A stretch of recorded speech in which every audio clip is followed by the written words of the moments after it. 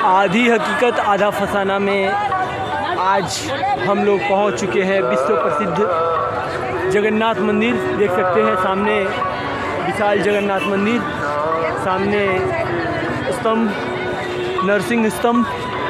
और आगे चलते हैं तो हम दिखा रहे हैं आप लोगों को कुछ अलग अलग साइड से। ये जगन्नाथ मंदिर का विशाल भव्य संरचना, कुछ ऐसा ही कोणार्क मंदिर में भी हमने देखा था। उसका पीछे का स्ट्रक्चर टूट चुका था, बट इसका बना हुआ है।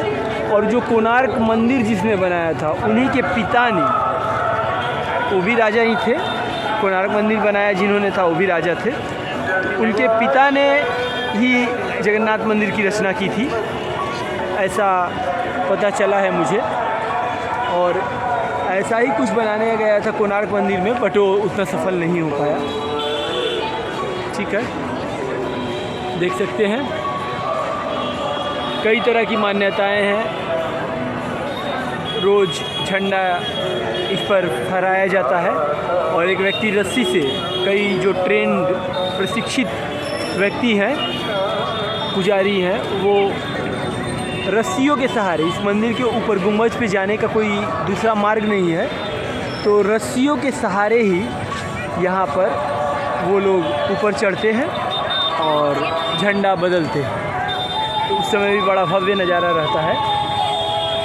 देश विदेश से यहाँ यात्री आते रहते हैं और उनका हुजूम आप देख सकते हैं, कितना व्यस्त रास्ता है।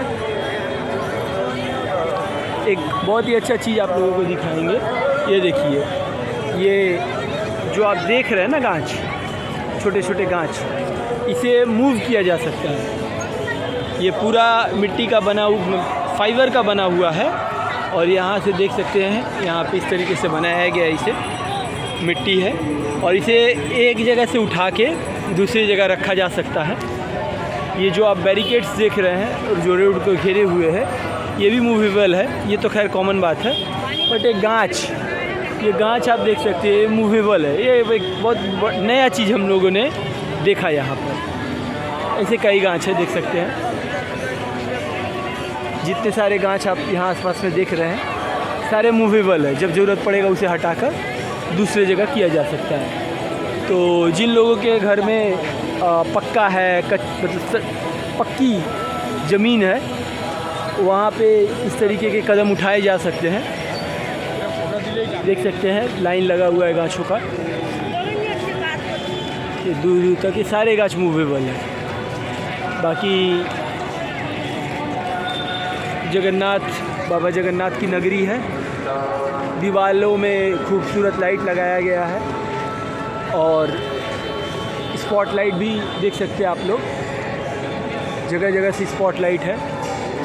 ये सारी स्पॉटलाइट, ये लाइट ही जाके वहाँ सीधे मंदिर के गुंबज पे पड़ रहा है। डीजे उजे में देखते होंगे, जब डीजे उजे बजता है तो एक स्पॉटलाइट जाता है, 2-3 रहता है आकाश में, बहुत दूर दूर तक जाता है। तो बहुत ही अच्छा तकनीक लगाया गया है उन लाइट्स का सहारा लेके, और उसे गुंबज पे मार दिया जा रहा है ताकि वहाँ अंधकार ना लगे रात्रि के समय में।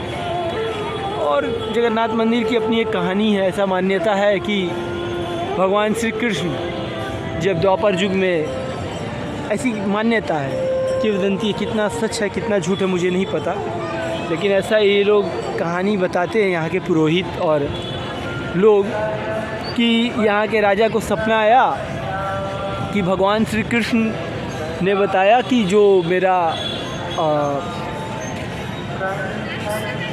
शरीर है वो तो समुद्र में विलीन हो गया था, और फिर वो लकड़ी के, उनका हृदय लकड़ी के रूप में यहाँ बहकर समुद्र में आया था।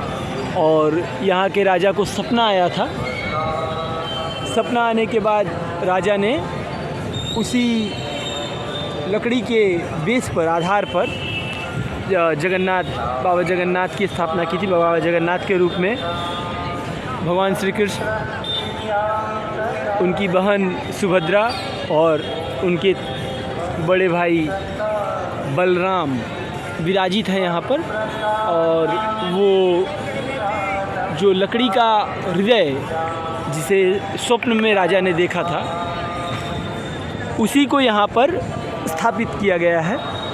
और जगन्नाथ मंदिर से जुड़ी एक और मान्यता है कि यहाँ का मूर्ति पूरा नहीं बन पाया। ऐसा भी कहा जाता है कि जब मूर्ति का निर्माण हो रहा था, और बड़ा ही अनोखा मूर्ति है, आप देखिएगा अन्य मूर्तियों के तुलना में ऐसा मूर्ति कहीं और देखने को नहीं मिलता है किसी बड़े मंदिर में। तो जो तैयार कर रहा था वो शर्त ये रखा गया था कि वो मंदिर मतलब वो आप राजा को बताया गया था कि आपको खोलना नहीं है दरवाज़ा जब तक पूरा निर्माण ना हो जाए। बट किन्हीं कारणों से पूरा ना होने के पहले ही खोल दिया गया। और ऐसा भी कहा जाता है कि कुछ लोग कहते हैं कि जो बना रहा था वो यहाँ से भाग गया और अधूरा ही रह गया। तो इसी वजह से जिस रूप में बाबा जगन्नाथ का रूप हम देखते हैं वो अधूरा रूप है, वो पूरा रूप नहीं है। और इसी रूप में इसका पूजा होता है। लेकिन पूरे विश्व से, न सिर्फ भारत से बल्कि पूरे विश्व से यहाँ पर श्रद्धालु भक्तगण आते रहते हैं और दर्शन करके जाते हैं। एक चीज़ बड़ा ही कॉमन है कि आप देखिएगा, जैसे कि अयोध्या में भी हुआ है कि अगर कोई बड़ा मंदिर बन जाता है ना, तो आसपास का जो क्षेत्र होता है वो बहुत ही ज़्यादा विकसित होने लगता है।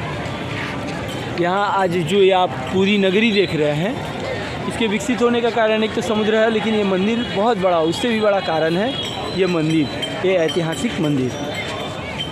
और इस वजह से यहाँ की इकोनॉमी बहुत ज़्यादा बूस्ट होती है, लोगों को रोज़गार मिलता है, छोटे छोटे व्यवसाय खड़े होते हैं। देख सकते हैं पूरा बाज़ार सजा हुआ है इन छोटे छोटे बाज़ारों से। यहाँ पर मुझे एक और चीज़ देखने को मिला कि चप्पल पहनकर और मोबाइल लेकर आप नहीं जा सकते हैं। अब इस कायदा कानून जो भी बना दिया गया है श्रद्धा के हिसाब से बहुत ही अच्छा है। यहाँ पे आप देख सकते हैं मोबाइल लॉकर शू स्टैंड।